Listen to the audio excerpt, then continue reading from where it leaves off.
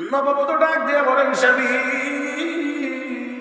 আমার কান্নার কারণ এটা না, আপনার দুর্দশার কারণে আমার কান্না না। আমার কান্নার কারণ হলো আমার আব্বা বিয়ের আগে বলেছিলেন আমার স্বামী নাকি আল্লাহওয়ালা, কিন্তু আপনার ঘরে এসে দেখি আপনি তো আল্লাহওয়ালা না, আপনি একজন দুনিয়াদার দেখা যায়। কেমন জানি হয়ে গেল, আমার ঘর ভালো না, ঘরের বেড়া ঠিক নাই, ঘরে খাট পালন উন্নত না, আমার পোশাক ভালো না, তারপর আমাকে বলা হচ্ছে আমি নাকি দুনিয়াদার, আমি আল্লাহওয়ালা না। কেমন করে বললাম আমি দুনিয়াদার? এমনি একটু বালিশটা সরাইলে এখান থেকে একটা রুটি বেরিয়ে এসেছে। দেখ দেখো স্বামী, বলেন গো রুটিটার কি হামি গো? দেখ দেখো দিদি, আজকের দিনে আমি 2টা রুটির মালিক ছিলাম। আমি আজকের দিনে 2টা রুটির মালিক ছিলাম। একটা রুটি আমি সেহরি খেয়েছি, রোজা রেখেছি, আর একটা রুটি আমি ইফতারের জন্য রেখে দিয়েছি। এটাই হলো সেই রুটি। স্ত্রী কয় কান্নার কারণ তো আমার এখানে, এই জন্যই তো আমিও কাঁদতে আসি। কেন কাঁদতে আসো? 2টা রুটির মালিক ছিলেন, একটা রুটি সেহরি খাইলেন, আর একটা ইফতারের জন্য রেখে দিয়েছেন। সেহরি কোথায় আর ইফতার কোথায়? সেহরি আর ইফতারের মাঝখানে 12, 13, 14 ঘন্টার ব্যবধান। যেই লোক সেহরির সময় এক রুটি খাইয়া আর একটা ইফতারের পরিকল্পনা করে রেখে দেয়, এতে করে তো বোঝা যায় ইফতারের আগে মরবার কোন প্রস্তুতি আপনার কাছে না। তাবারাকাল্লাযী বিয়াদিহিল মুলক ওয়া হুয়া আলা কুল্লি শাইইন কাদির আল্লাযী খালাকাল মাউতা ওয়াল হায়াতা লিয়াবলুয়াকুম আইয়ুকুম আহসানু আমালা ওয়া হুয়াল আজিজুল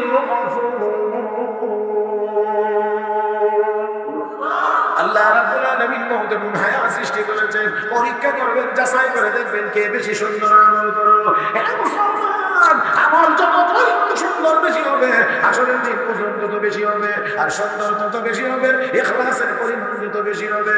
আমার আল্লাহ বেশির পরিমাণের দিকে তাকান না, দ্বন্দ্বগুলোর দিকে তাকান না, সুরতির দিকেও তাকান না, রব্বে কারীম কলবের দিকে তাকিয়ে আছেন। ইন্নাল্লাহা লা ইয়ানজুরু ইলা সুওয়ারিকুম ওয়া আমওয়ালিকুম ওয়ালাকিন ইয়ানজুরু ইলা কুলুবিকুম ওয়া আমালিকুম।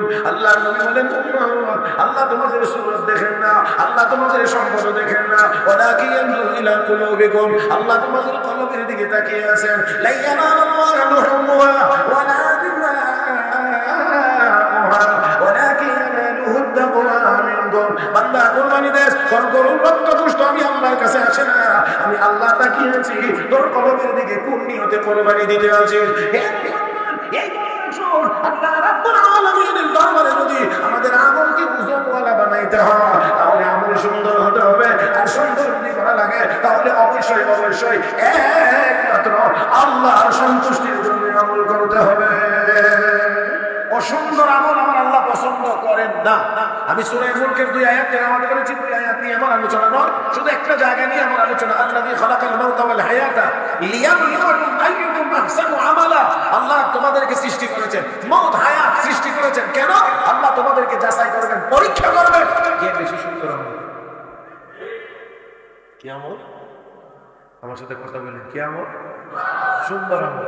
এখানে উলামায়ে কেরাম আছেন, দেখেন আল্লাহ বলেন নাই আইয়ুকুম আকসারু আমাল, কে বেশি আমল, কে বেশি আমল করো এটা আমি আল্লাহ দেখবো, আল্লাহ কথা বলেন নাই। আল্লাহ বলছেন কে বেশি সুন্দর আমল করো।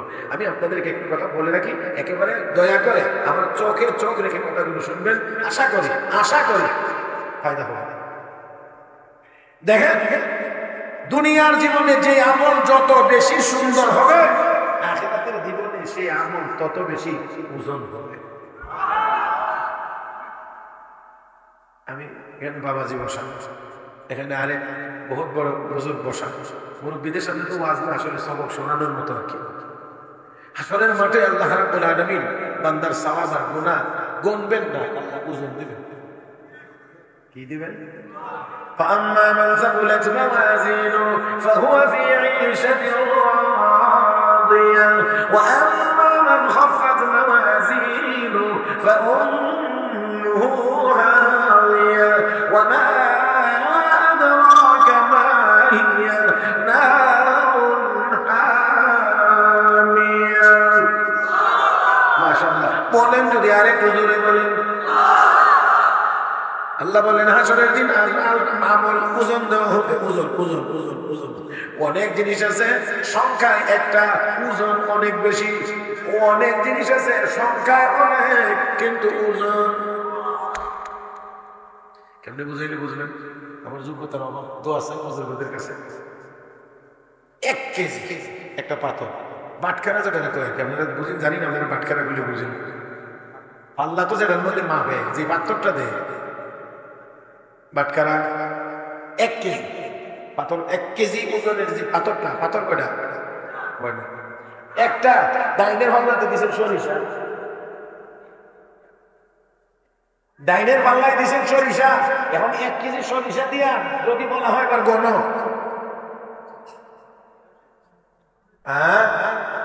মুরব্বী হইলে পারবে না, কারণ সঙ্গে সপ্তাহ দেখতে হইবে। যুবকরা যদি দেওয়া হয় মুরব্বী পারবে না, চোখে দেখবে না এই জন্য। আর জোয়ানে পারবে না মেজাজের কারণে।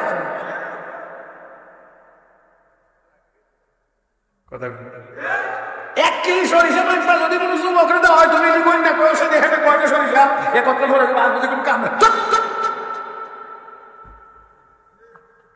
তাহলে সরিষার দানা 1 2 3 4 5 6 10 20 100 500 1000 2000 সংখ্যায় নিয়ে দেখা যাবে। কথার কথা বলছি, 5000, একটা কথার কথা 5000। তাহলে 5000 মিলে 14, বামের ভাবনা একটা পদ্ধতি। যদি এই কথাটা বুঝে থাকেন তাহলে আপনারা বুঝবেন দুনিয়ার জীবনে আমল হবে যত বেশি সুন্দর, হাসরের দিন তত হবে ওজন। এই জন্য আমার বেশির দরকার নয়, সুন্দরের দরকার। কথা কয় না, বেশির দরকার না, সুন্দরের দরকার। সবে বলাতে গিয়ে 24 রাকাতের দরকার না, সুন্দর করে 4 রাকাতের দরকার। অনেকটা আছে এদিকে রাকাত করে তো পরে কইতো কয় রাকাত পড়ছি আছে, আমি 24 কেমনে বলছে কই মুরগের বাচ্চা যেমন কি খায় দানা, তাই না? 24 টাকা করতে গিয়ে সুবহানাল্লাহ বেলা আল্লাহতে বাড়ি দায়িত্ব দিয়ে গেছে, বলছে তুই ইডি করিস, আমি বাড়িতে বসতে গিয়ে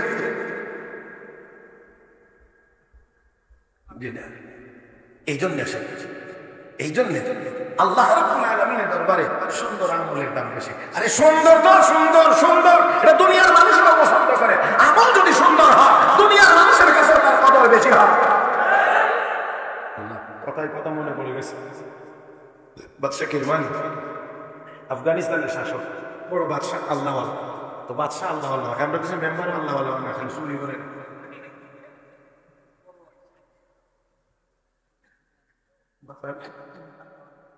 দাওয়াত না চুরির যেই চিত্র আল্লাহ, আমার মনে হয় এই দেশের মন্ত্রী বাদ দেন ফেরেশতা নামে বাদ, কারণ যারা এত বিশ্বাস করতাম এরা বলে বস্তা করে টেহা, আগে তো বান্ডিল দিল, এখন বস্তা বস্তা দেওয়া। আল্লাহ মাফ করুক, আল্লাহ মাফ করুক। আমার দিক কষ্ট হইব না তো, ডাক্তার করবেন না তো। বাদশা আল্লাহওয়ালা কেমনে পেতাম? বাদশা আলমগীর তিনিও বাদশা, তিনিও শাসক ছিলেন। শত শত ওলামা এখানে রাজধানী। আমাদের এক মুরব্বী হুজুর বলছেন সারাদিন আলেম ওলামারা ওযু করে ট্যাঙ্কির পানি শেষ হয়, তাহাজ্জুদের আগে আবার ট্যাঙ্কির পানি কে দিয়েছে? তো একটা আলেম চিন্তা করে পানিটা কে দিয়েছে, ওই যে রাত্রে একটু দেখি, রাত্রে যখন গভীর হয়েছে সবাই ঘুমাইছে, দেখে বাদশা আলমগীর নিজেই ওই পানির ট্যাঙ্কিটার মধ্যে পানি পড়তেছে। তো আলেমকে তো বাদশা সালামত, আপনি আপনাকে কষ্ট করতে হবে না, খেদমত আমি করব, পানি আমি আনি দেব। বাদশা কস আনতে তো পারবেন না, আমি যে আনি এটাও কেউ কিছু বলতে পারবো, আমাকে যে দেখছেন আমি পানি আনি এটাও কাউকে বলতে পারবেন না, কারণ বিশ্ব নবীর বাংলার আসরের পানি আমাকে দাঁড়াইতে হবে, নবীর সামনে যখন যাইতে হবে সুপারিশের আশা।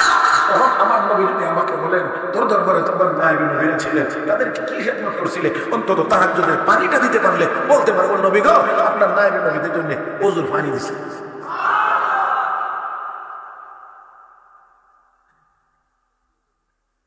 বাদশা কিরমানি বড় আল্লাহওয়ালা, মেয়েও বড় আল্লাহওয়ালা। আল্লাহওয়ালা ঘরে তো সাধারণত আল্লাহওয়ালি হবে, আল্লাহওয়ালা সন্তানাদি হবে, এটাই স্বাভাবিক। এখন মেয়ে যখন বড় হয়েছে, বিয়ে সাথে নিয়ে ওনার একটু চিন্তা ভাবনা, একটা আল্লাহওয়ালা ছেলে তো দরকার। হ্যাঁ, এখন আল্লাহওয়ালা ছেলে কোথায় করবে, কেমনে করবে? মনে মনে খুঁজে একদিন মসজিদে গেছে, নামাজ পড়তে গিয়ে দেখে এক যুবক এত সুন্দর করে নামাজ পড়তেছে।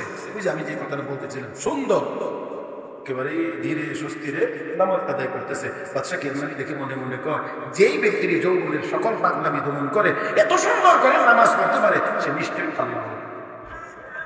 কয় না কি বলা, সে নিশ্চয়ই আল্লাহওয়ালা। এই জন্য অপেক্ষা করেছে। নামাজ শেষ, এবার কয়, যুবক আমাকে চেনো? নাসি। তো ওই যুগে তো আর প্রিন্ট মিডিয়া, ইলেকট্রনিক মিডিয়া কিচ্ছু নাই, নাসি না, অসম্ভব না, এটাই স্বাভাবিক ইচ্ছা। আমি বাদশাহ কিরমানি। বাদশাহ কিরমানি বলতে যুবক একটু নিজের গুছাই গেছে, বাদশাহ যুবক তোমার কাছে আমার মেয়েটা বিয়ে দিতে চাই। ওটা না আসমান থেকে জমিনে করছে। কয় কি আমি এটা কি বলি, আমার এই কথাগুলি স্মরণ না দিলে তো পারেন, আমি একটা সাধারণ পরিবারের সন্তান, আর আপনার মেয়ে বাদশাহ মেয়ে। বাদশাহ বুঝে গেছে ছেলে কোন জায়গায় কাজ করছে, টোকা দিচ্ছে। তার মানে হলো বাদশাহ মেয়ে হলে বাদশাহী মেজাজ, তার চলাফেরার স্টাইল থাকবে ভিন্ন, তেল পাউডার ক্রিম এগুলোর চাহিদা থাকবে। এই জন্য বাদশাহ বুঝে গেছে, ডাক দিয়ে যুবক টেনশনের কোনো কারণ না, আমার মেয়েটাও আল্লাহ কি বলি, আল্লাহ আলী বলে চাহিদা চাহিদা বেশি না কম? দুনিয়ার চাহিদা আল্লাহ আলী হইলে দুনিয়ার চাহিদা বেশি না কম? কদ্দুর কম? আর একটু সামনে মিনিটের ভিতরে আমার মেয়েটাও আল্লাহ আলী, টেনশনের কোনো কারণ নাই, চাহিদা বেশি হবে। এই জন্য তো দেখেন না দুনিয়াদার যত কামাই করে এর বউর গাল ফুলানি তো না, খালি এটা লাগবে ওইটা লাগবে ওইটা লাগবে ওইটা লাগবে, না দিলে কম। আর দেখেন আল্লাহ আলী হইলে কি হয়।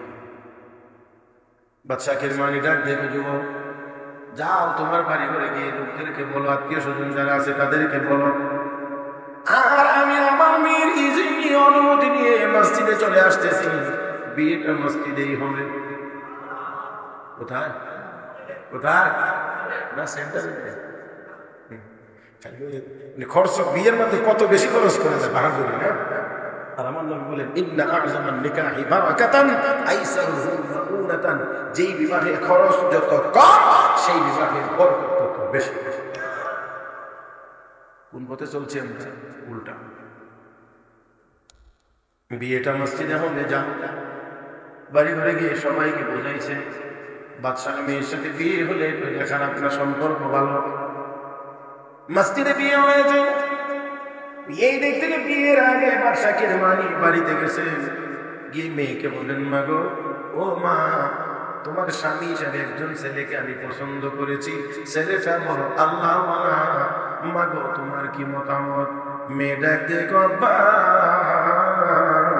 যদি আল্লাহওয়ালা হয় তাহলে আমার কোনো আপত্তি নাই। আওয়াজ করে বলেন কি হইলে আপত্তি নাই? আর একটু জোরে কান, কি হইলে আপত্তি নাই? মুসলমান দুনিয়াতে এখন মুসলমানের অভাব নাই, কিন্তু আল্লাহওয়ালা মুসলমানের বড় অভাব। যার কারণে 200 কোটি মুসলমান থাকার পরেও আমরা কোথাও মাথা উঁচু করে দাঁড়াইতে পারি না। হে মুসলমান, আমরা তো মুসলমান, আমরা মুসলমান, আমাদের রয়েছেন আল্লাহ। দুনিয়ার কোন কাফের বেঈমানদের তো আল্লাহ নাই। কিন্তু কিন্তু কিন্তু আমরা আল্লাহওয়ালা না হতে পারার কারণে কোথাও মাথা উঁচু করে দাঁড়াইতে পারি না। আর না হয় একটি কথা আমি প্রায় সবসময় বলি, হযরত শাহজালাল মুজাদ্দিদ ইয়ামানির আল্লাহু আকবার যদি গৌর গোবিন্দের দালান ভাঙতে পারে, 200 কোটি মুসলমানের আল্লাহু আকবারের আওয়াজে ইসরাইল নামের 4 রাষ্ট্রটি পৃথিবীর মানচিত্র থেকে মুছে যাইতে পারে।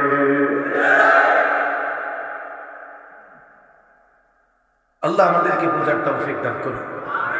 যুবক যাও বাড়ি থেকে সবাই নিয়ে আসো, আর এদিকটা উনি মেয়ে গিয়ে কয় তোমার স্বামী হিসাবে একজন আল্লাহওয়ালা ছেলে পছন্দ হয়েছে, তুমি কি বললো? আল্লাহওয়ালা হলে কোনো আপত্তি? এখন আল্লাহওয়ালা হইলেই আপত্তি।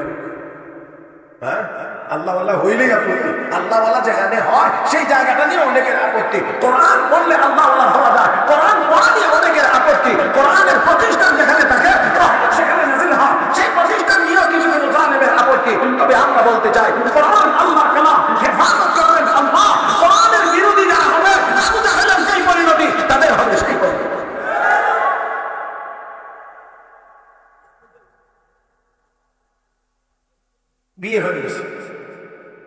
এবার শ্বশুর মেয়ে দামান দেখো ওরা যাও তোমার রুমটা যে মনে আছে গুছিয়ে গেছে ঠিকঠাক করো, আমার মেয়ে তোমার এখানে পাঠিয়ে দিচ্ছি।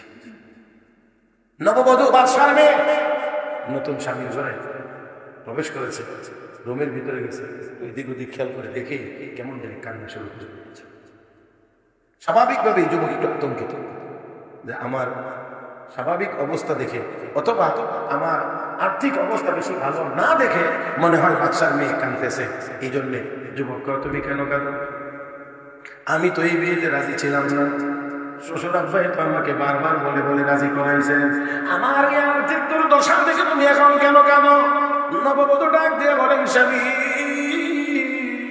আমার কান্নার কারণ এটা না, আপনার দুর্দশার কারণে আমার কান্না না, আমার কান্নার কারণ হলো আমার আব্বা বিয়ের আগে বলেছিলেন আমার স্বামী নাকি আল্লাহওয়ালা, কিন্তু আপনার ঘরে এসে দেখি আপনি তো আল্লাহওয়ালা না, আপনি একজন দুনিয়াদার দেখা যায়।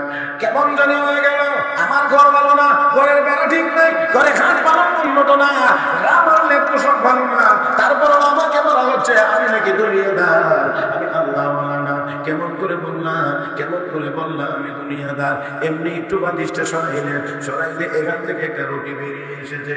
ডাক দিয়ে তো স্বামী বলেন গো রুটিটার কি হাল? ডাক দিয়ে বিবি আজকের দিনে আমি 2টা রুটির মালিক ছিলাম। আমি আজকের দিনে 2টা রুটির মালিক ছিলাম।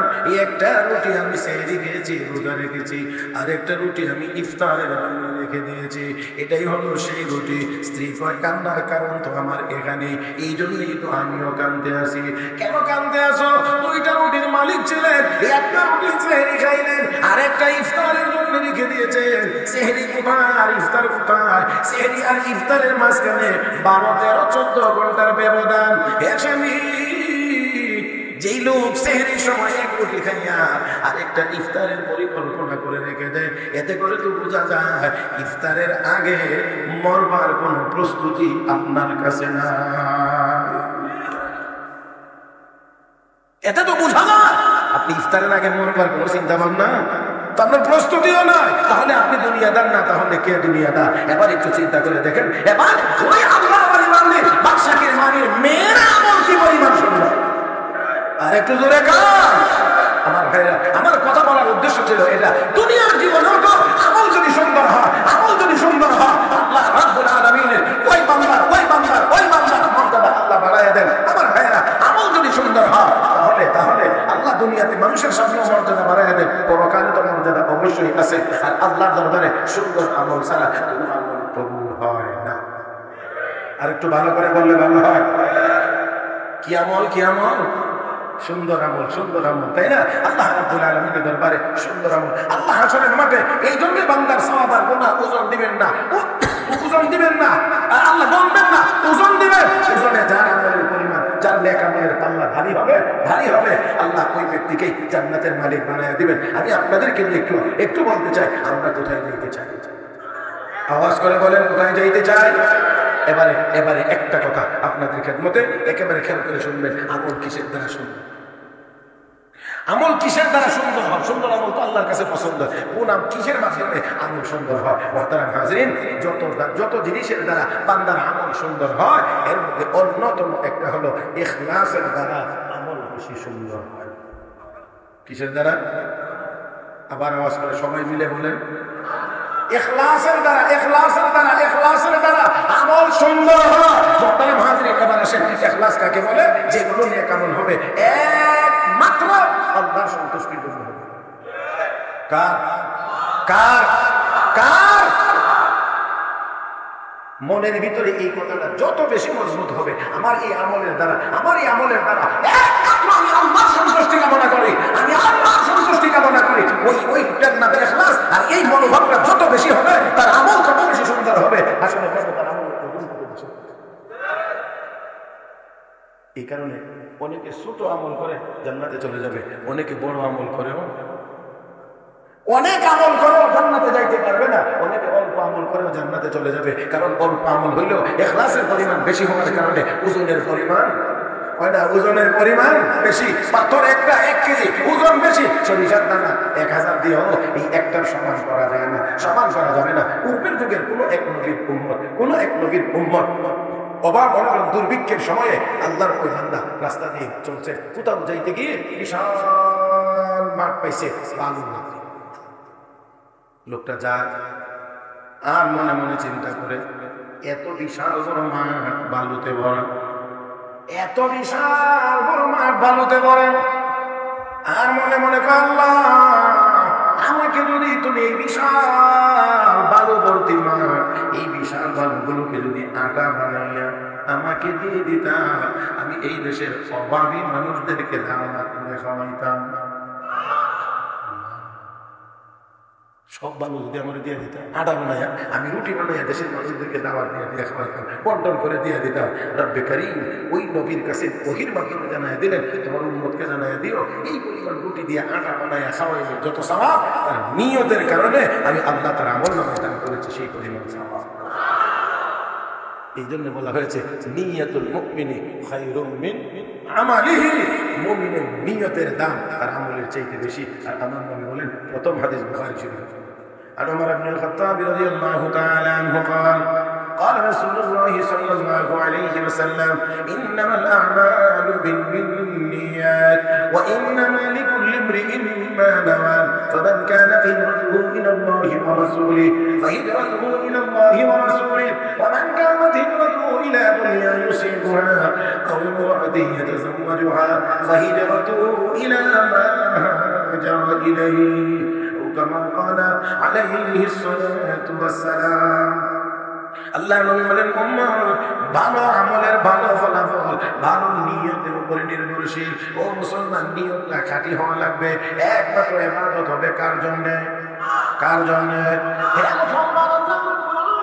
সাহাবায়ে কেরামের নিয়তের প্রশংসা করে কোরআনে বলেন, মুহাম্মাদুর রাসূলুল্লাহ ওয়াল্লাযীনা মা'আহু আশিদ্দাউ আলাল কুফার রুহামাউ বাইনাহুম তারাহুম রুকআন সুজদা ইয়াবতাগুনা ফাদলান মিনাল্লাহি ওয়া রিদওয়ানা। আল্লাহ রাব্বুল আলামিন বলেন, সাহাবীদের 3 গুণ। 1 নম্বর হলো তারা কাফের বেঈমানদের মোকাবেলায় বড় কঠোর, নিজেদের বেলায় বড় নরম। 2 নম্বর গুণ হলো তারা রুকু করে সিজদা করে মানে নামাজ পড়ে। 3 নম্বর ইয়াবতাগুনা ফাদলান মিনাল্লাহি ওয়া রিদওয়ানা, তারা ইবাদতের বিনিময়ে দুনিয়ার কোনো কিছু চায় না, আল্লাহর সন্তুষ্টি তারা কামনা করে। আমার ভাইরা, কাফের বেঈমানদের মোকাবেলায় বড় কঠোর, নিজেরা একে অপরের জন্য বড় দয়ালু। হে মুসলমান, তারা নামাজ আদায় করে আল্লাহর সন্তুষ্টি ছাড়া আর কোনো কিছুই কামনা করে না। আমরাও যদি সেই সাহাবীদের গুণ অর্জন করতে পারি, আমরা যদি কাফেরদের মোকাবেলায় কঠোর হতে পারি, নিজেরা যদি নিজেদের বেলায় নরম হতে পারি, নামাজ যদি 5 ওয়াক্ত আদায় করতে পারি গুরুত্ব সহকারে জামাতের সাথে, আর যদি ইখলাসের সাথে নেক আমল করতে পারি, আমার বিশ্বাস 200 কোটি মুসলমানের সামনে দাঁড়ানোর কোনো ক্ষমতা দুনিয়ার কোনো কাফেরের বাচ্চার হতে পারে না। আল্লাহ নবীর সাহাবীদের নিয়ত বড় পাক্কা ছিল, নিয়ত বড় পাক্কা ছিল। তো বলছিলাম যদি নিয়তটা ঠিক থাকে, ভালো থাকে, তাহলে অল্প আমলের দ্বারাই নাজাতের ব্যবস্থা হবে। এটা আমার কথা না, কুরআন মক্তবের ছাত্রদেরকে হাদিস পড়ানো হয়, আখলিস দীনাকা ইয়াকফিকাল আমালুল কলিল। তোমার নিয়তকে খাঁটি করো, অল্প আমলেই নাজাতের জন্য যথেষ্ট হইবে। আমার বুখারী শরীফের উস্তাদ, যার জবান থেকে বার শুনেছি, তিনি বলেছেন, হযরত বায়জিদ মুস্তাফি রহমাতুল্লাহ আলাইহি জীবনে 60 বার বসে। সুবহানাল্লাহ, কালকে নাস্তার পরে কয়বার? 60 বার। আর বাংলাদেশের একবার করতে গেলে বুড়াও হলো না, জোয়ান থাকতে সহজে বাংলাদেশে সহজে লাইতেছে, বুড়া হইলে কোন কামে যখন লাগে না তখন আর গিয়ে যখন দেহে 35-40 লাখ মানুষ যা তার শুনি কি এরকম 60 বার কি পরিমাণ ইবাদত বন্দি করছে। তারপরে বুজুর্গরা কিতাবের মধ্যে লিখছেন যে ওলিদের মধ্যে যারা সম্রাট ছিলেন, এই সম্রাটদের মধ্যে একজন হযরত বায়জিদ বুস্তামি রাহমাতুল্লাহ। আল্লাহু আকবার, আল্লাহু আকবার, আল্লাহু আকবার। হযরত বায়েজিদ বুস্তামি রাহমাতুল্লাহ আলাইহির ইন্তেকালের পর আমরা কি কেউ স্বপ্ন দেখছি? জিজ্ঞেস করেন আল্লাহ আপনার সাথে কেমন ব্যবহার করেছে? ও দৌড়া হয়ে রয়ে গেছিলেন, ছোট্ট একটা কাজে বসিলেন, আল্লাহ মাফ করে দিয়েছে। এবারে যদি কবলে দৌড়া হয়ে রয়ে গেছিলেন, আমরা নয় কি হজ করেছি? আমরা তো একবার হজ করে আগে হজ একবার আগে তো হাজির খালি টাকা প্রাথমিক নিবন্ধন হয়েছে, এরপরই লেহাসুন কথা বলে মাত্র খালি নিবন্ধন, প্রাথমিক নিবন্ধন এটা হচ্ছে। আল্লাহ রাব্বুল আলামিন জিজ্ঞেস করেন বায়েজিদ আমার জন্য কি নিয়ে আসছে? আমি চিন্তা করলাম নামাজের কথা বলবো, আল্লাহ যদি কত নামাজে এক রাকাত কবুল হয়েছে না। আমি চিন্তা করলাম রোজার কথা বলবো, আল্লাহ যদি একটা রোজা কবুল হয়েছে না। আমি চিন্তা করলাম 60 বার হজ করেছি, আল্লাহ যদি একটা হজ কবুল হয়েছে না, তখন কি হবে? এই জন্য সব চিন্তা ভাবনা করে সর্বশেষ তুমি আল্লাহ আমি তো কোনো আমল করে আসতে পারি না, তবে একটা জিনিস নিয়ে এসেছি বলি কি জানা মতে তোমার সাথে কাউকে শরীক হবে। তার মানে কি নিয়ে আইসি? মাশাআল্লাহ একজন তোমার সাথে কাউকে শরীক করি নাই, মানে কি নিয়ে আইসি? আশহাদু আল্লা ইলাহা ইল্লাল্লাহ ওয়াহদাহু লা শারীকা লাহ, আল্লাহর সাথে আর কারো কোনো শরীক, জোরে কোন শরীক? এই কথা বললেন আল্লাহকে উযকুর লাইলাতাল লাবান। বায়েজিদ দুধের রাতের কথা একটু শোনো। দুধের রাতের কথা কি? ঠান্ডা দুধ খেয়েছি, পেটে একটু সমস্যা, তো চেহারাটা একটু মলিন, তো মলিন একদম জিজ্ঞেস করে হযরত চেহারা মলিন কেন? রাত্রে ঠান্ডা দুধ খেয়েছিলাম, পেটে একটু অসুবিধা হয়েছে। আল্লাহ এই জায়গাটার মধ্যে ধরে রাখো বায়েজিদ দুধের মধ্যে কি ক্ষমতা ছিল? দুধের মধ্যে কি ক্ষমতা ছিল? এখানে তো কোনো ক্ষমতা ছিল না, করছিলাম তো আমি আল্লাহ, আর তুমি বলছো করছে। এখন মনে তো শরীক হয়েছে কিনা? চোখ তার মানে হলো বুখারী শরীফে একটি শিরোনাম আছে, তরজমাতুল বাব আছে, মান্নুক হিসাব হিসাব উযলিবা। কাউকে কারো হিসাবের মধ্যে যদি একটু খালি বলা হয় কেন করছিলেন, তাহলে আপনার পাবে না তার আযাব নিশ্চিত। মান্নুক হিসাব উযলিবা। মুহতারাম হাজির ঠান্ডা আল্লাহ রাব্বুল আলামিন বলেন বায়েজিদ টেনশন করতে হবে না, তোমার জীবনের একটা ছোট্ট আমল আছে, আমলটা বড় সুন্দর, কাজটা বড় সুন্দর, আমি আল্লাহর কাছে বড় পছন্দ হয়েছে। কি কাজ?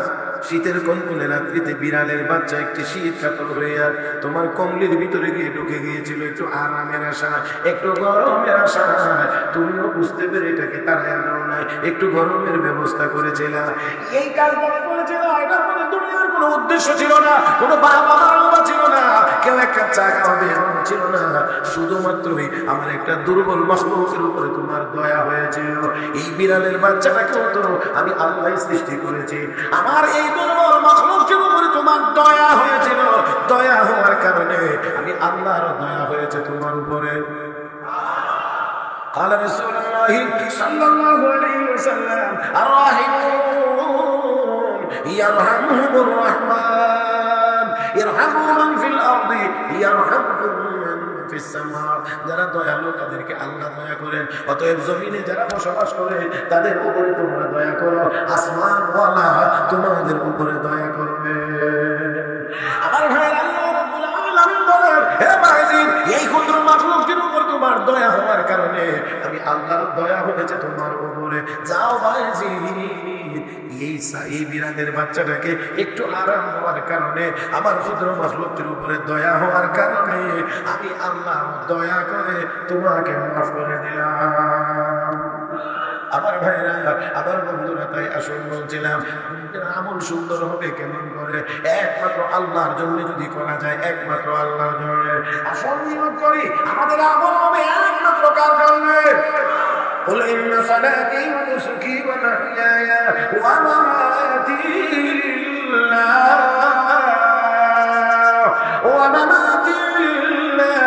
رب العالمين। নবী আপনি বলুন আমার নামাজ, আমার রোজা, আমার হজ, আমার কুরবানি, আমার যাবতীয় ইবাদত একমাত্র কার জন্য?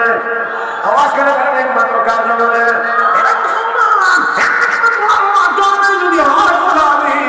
একমাত্র যদি আমার আল্লাহর জন্য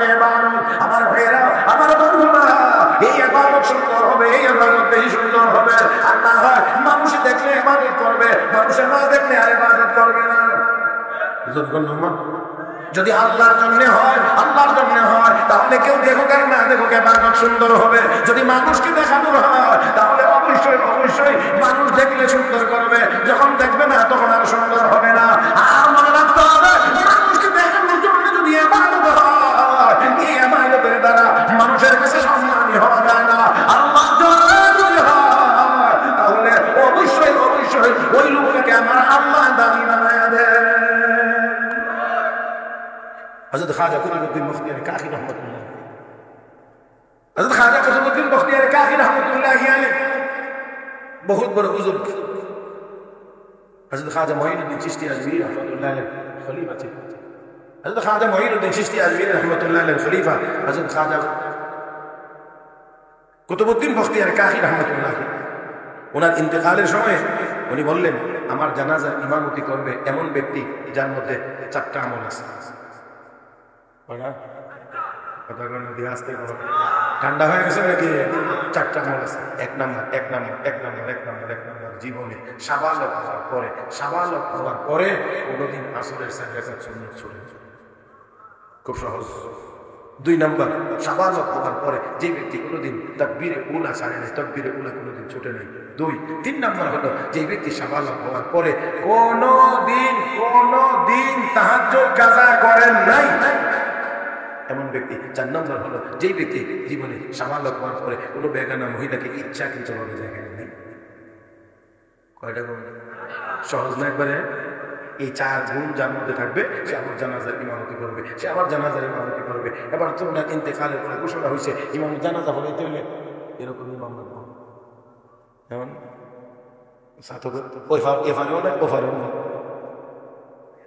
না, কোথাও নেই ইমাম নাই।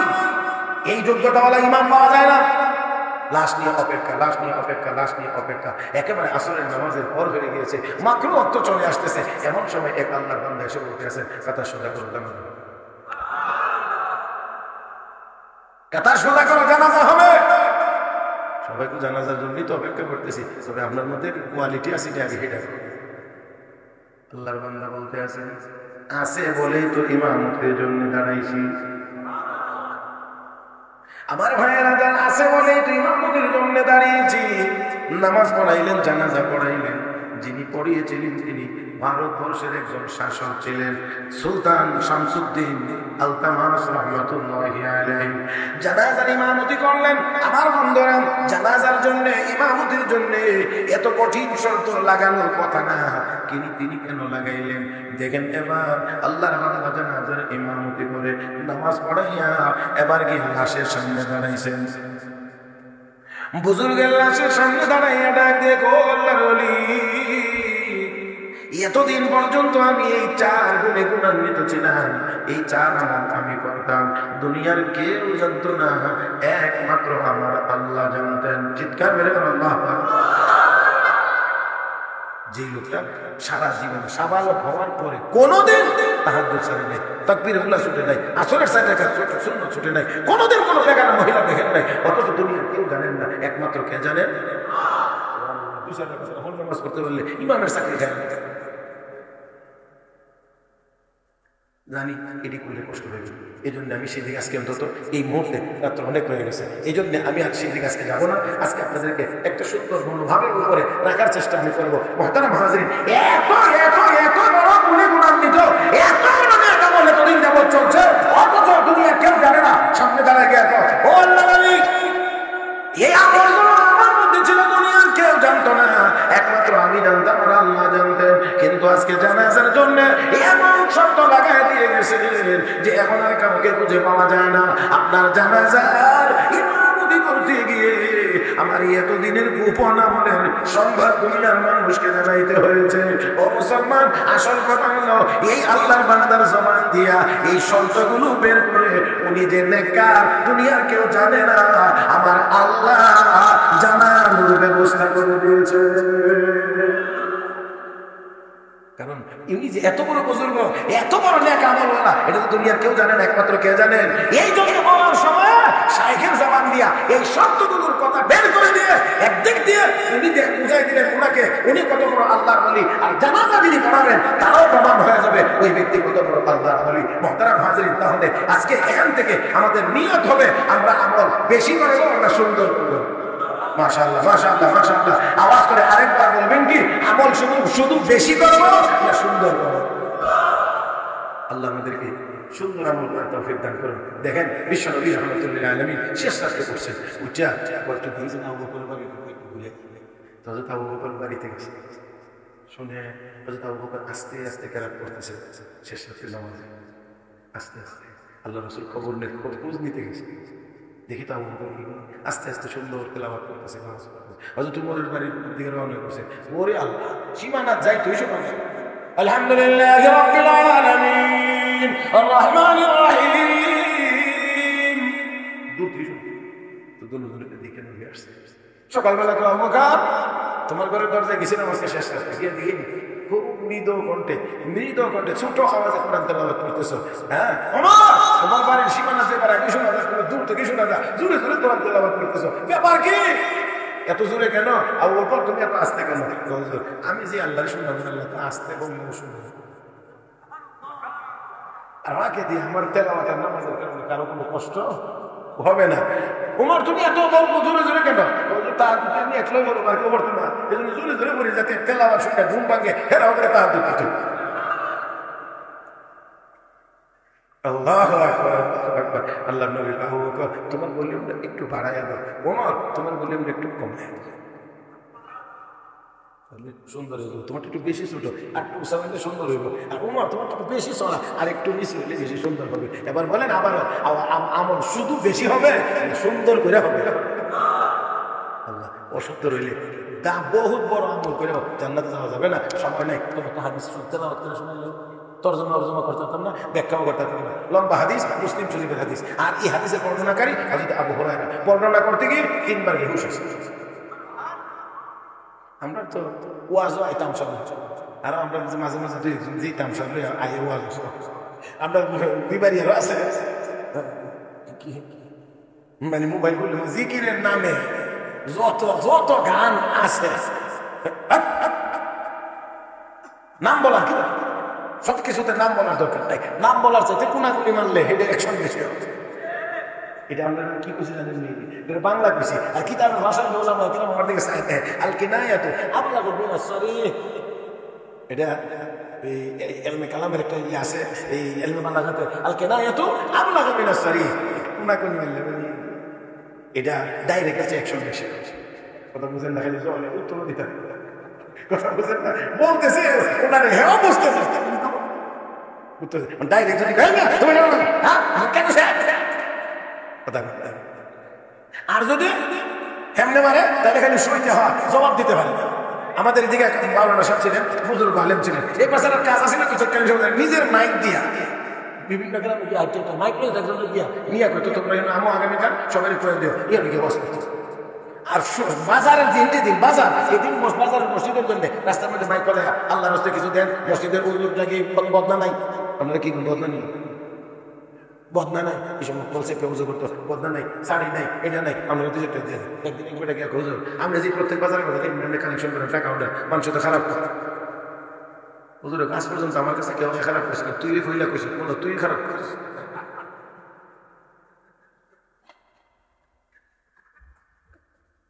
কথা বলছেন না, বলবে আমার সবাই ব্যাখ্যা না, আমি ব্যাখ্যা নই, সবাই আমার ব্যাখ্যা একবার। এই জন্য সরকার সব মৌলবীর কাছে গিয়ে আমার কিন্তু পাকনামি করতে চাই না। এক মৌলবীরা দেখে একবার বলে একটা কথা ছিল, কি কথা আপনারা যে আল্লাহর হুকুম ছাড়া বলে কিছু, তো আমি যত চুরি রাখি আল্লাহর হুকুমই করি, আমার বিচার চিন্তা করে। তারপরে হলো আপনারা আল্লাহর কথা কোন আল্লাহরে দেখছেন? আমরা যা না দেখি তো বিশ্বাস করছি, যা দেখি তো বিশ্বাস করি। আচ্ছা আপনারা বলেন শয়তান আগুনের তৈরি, আবার জাহান্নামও আগুন, আগুনের মধ্যে আগুন গিয়ে হবে কি সাজা, আগুনে বিষয়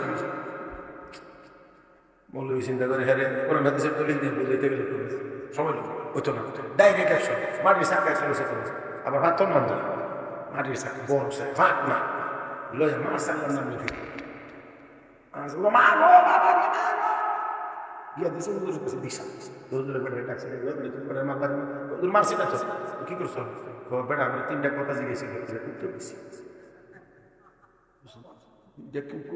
বেশ আমার মারছে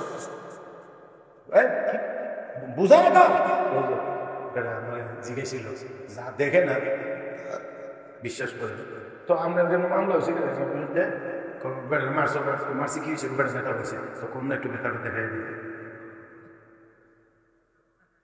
কথা বুঝছেন কোন না একটু ব্যথাটা দেখানো না কথা ব্যথা দেখানো না অনুভব করতে না অনুভব করলে যদি বোঝা যায় যে ব্যথা আছে আমার ভাইরা পৃথিবীর যে কোনো প্রান্তে যে কোনো জায়গায় যে কোনো সময় আপনি তাকাইবেন তো আমার আল্লাহকে অনুভব করতে দুই নম্বর আগুন দিয়া আল্লাহ সন্তানরে বানাইছে জাহান্নাম আগুন শাস্তি বলে কেমন হইব তো মানুষ তো মাটির তৈরি আমি তো তার মাটি দিয়ে মারছি ব্যথা পেল কেন মাটির তৈরি মানুষ মাটি দিয়ে আঘাত করছি ব্যথা পাইল কেন মাটির মানুষকে মাটি দিয়ে আঘাত করলে যদি ব্যথা পায় তো শয়তান আগুনের তৈরি হইলেও আগুনে গেলে ব্যথা হইল তিন নাম্বার ওনার কথা হয়েছে যা কিছু হবে সব আল্লাহ হুকুমে হয় চুরি ডাকাতি যা করে সব আল্লাহ হুকুমে করে সাজা হবে কেন মাননীয় আদালত আমিও এই মুহূর্তে কিছুক্ষণের জন্য একমত তা আমিও যে বাড়ির চাক্কা দিয়ে তারে মারছি আল্লাহ হুকুমই মারছি তো আমার বিরুদ্ধে মামলা হবে কেন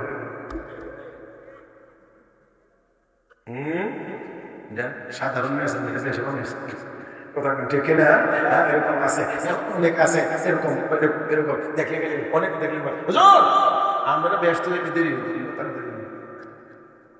কেন কেমনে আপনারা অনেক কিছু জানেন এগুলো হিসাব কিতাব দিতে সময় লাগবে আমরা যেহেতু কিছু জানি না এই জন্য বোঝা যায় জান্নাত এটা আমরা শুরু করি কথা বোঝেন না রাস্তার কান্দা দিয়ে হাইটে গেলে ওই সাদা সালিয়ে দৌড়ে এখন গুলা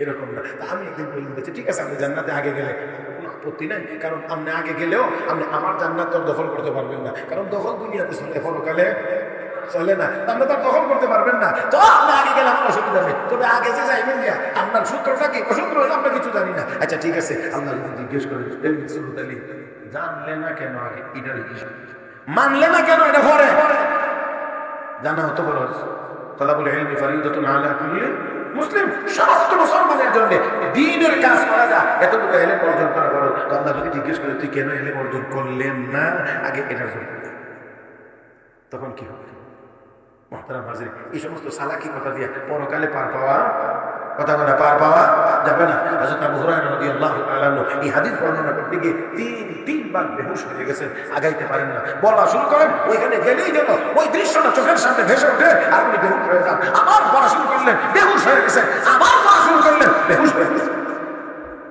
عن ابي هريره رضي الله تعالى عنه قال قال رسول الله صلى الله عليه وسلم ان اول الناس يقضى عليه يوم القيامه رجل استشهد فأتي به فعرفه نعمه فعرفها قال فما منت فيها قال قاتلت فيك حتى استشهدت قال كذبت ولكنك قاتلت لان يقال هو جريء فقد قيل ثم امر به فسحب على وجهه حتى القي في النار ورجل تعلم العلم وعلمه وقرأ القرآن فأتي به فعرفه نعمه فعرفها قال فما عملت فيها قال تعلمت العلم وعلمته وقرأت فيك القرآن قال كذبت ولكنك تعلمت العلم ليقال هو عالم وقرأت القرآن ليقال هو قارئ فقد قيل ثم أمر به فلتصحب على وجهه حتى ألقي في النار ورجل وسع الله عليه وأعطاه من أسباب المال كله فأتي به فعرفه نعمه فعرفها قال فما عملت فيها قال ما تركت من سبيل تحب أن ينفق فيها إلا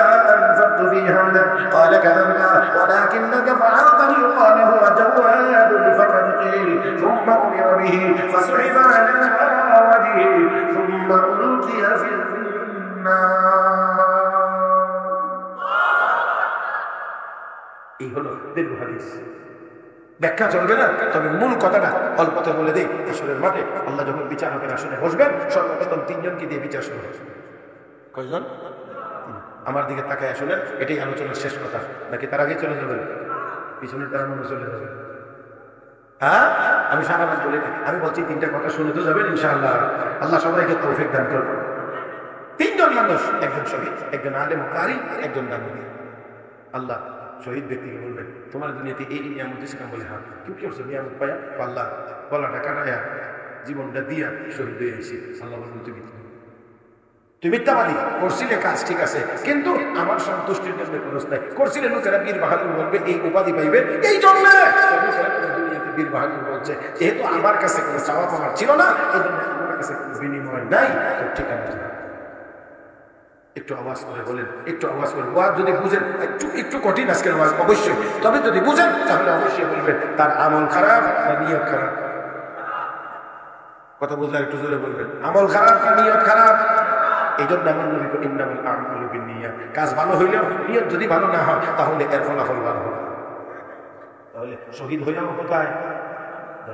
নাম্বার 2, আলেম ও কারি। আল্লাহ বলবেন কি করছিলাম?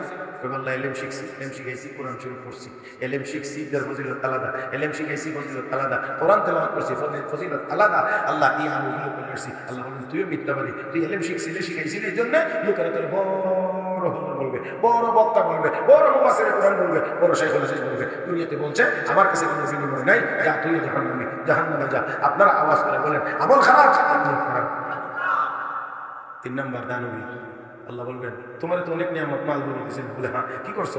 আল্লাহ মসজিদে দিছি, মাদ্রাসায় দিছি, এতিমখানায় দিছি, অসহায় মানুষের দিছি, অমুকরে দিছি, তমুক জায়গাতে দিছি, যত পথে দিলে তুমি খুশি, আমি সেই পথে খরচ করছি। আল্লাহ বলবেন তুই মিথ্যাবাদী, লোকেরা তুই বলো দানবী বলার জন্য এই কাজ করছিলে। দুনিয়াতে বলছে যা জাহান্নামী। এবারও আরেকটা আওয়াজ করে বলেন আমল খারাপ না নিয়ত খারাপ?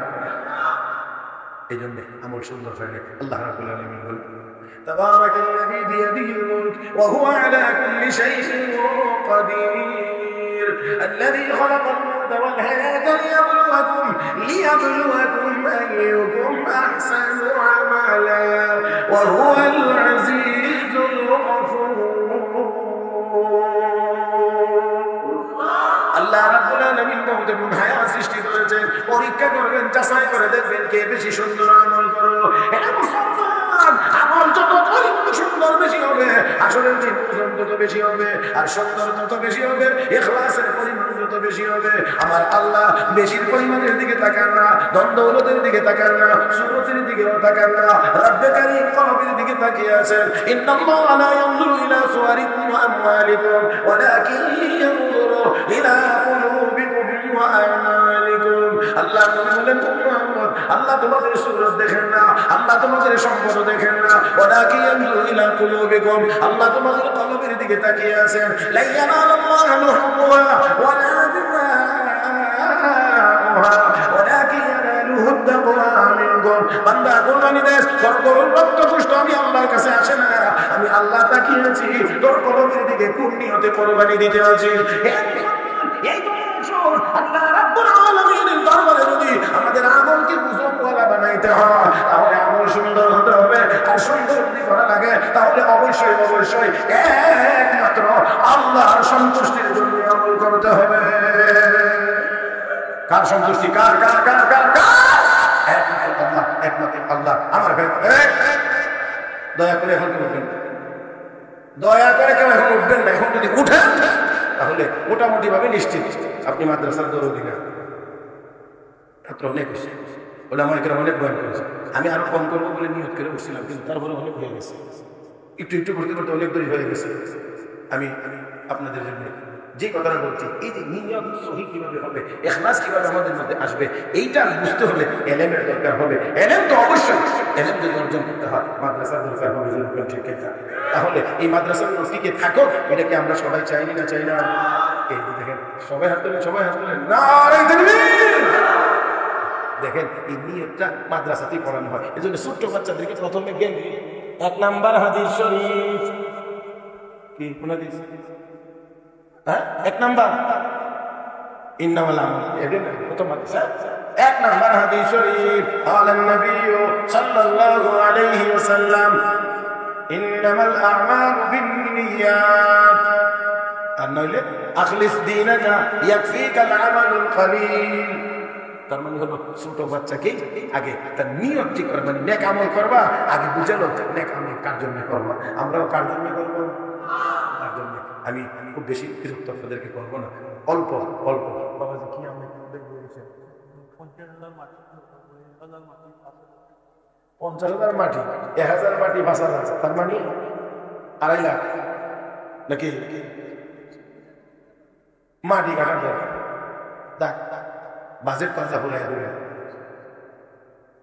প্রথম নাম্বার আপনারা অন্তর থেকে দোয়া করেন, আল্লাহ 2.5 লাখ টাকা লাগবে মাটি কাটতে নাকি?